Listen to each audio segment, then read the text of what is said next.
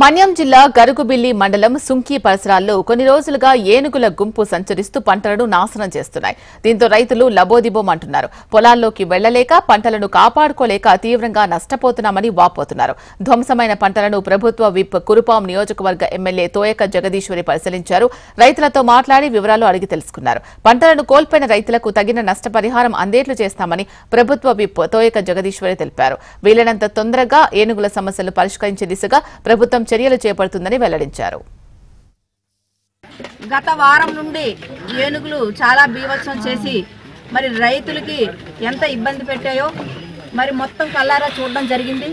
ఎవరెవరైతే రైతులు నష్టపోయారో అన్నీ కూడా దర్యాప్తు చేసి వెంటనే వాళ్ళకి నష్టపరిహారం ఇచ్చే విధంగా ఏర్పాట్లు చేస్తామని ఈ సందర్భంగా ఇక్కడున్న రైతులకు అందరికీ నేను తెలియజేస్తున్నాను.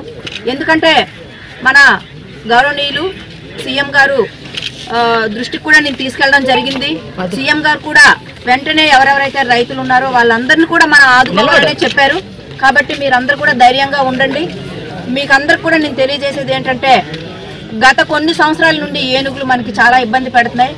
వాటిని పరిష్కరించే దిశగా కూడా మాట్లాడడం జరుగుతుంది. మన డిప్యూటీ సీఎం పవన్ కళ్యాణ్ గారు కూడా ఏనుగుల కోసం ఏ విధంగా తరలించాలి అనే విధంగా కూడా చర్యలు తీసుకుంటున్నారు.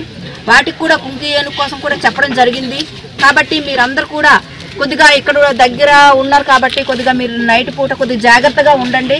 ఎందుకంటే అవి ఏ క్షణంకి గుంపులుగా వచ్చి మన మీద దాడి చేస్తాయో అవి కూడా మీరు ఒకసారి మీరు బయటికి వెళ్ళేటప్పుడు కానీ అంటే పొలంకి వెళ్ళేటప్పుడు కానీ కొద్దిగా జాగ్రత్తగా చూసుకోండి అనేసి మీకు అందరికీ నేను తెలియజేస్తున్నాను.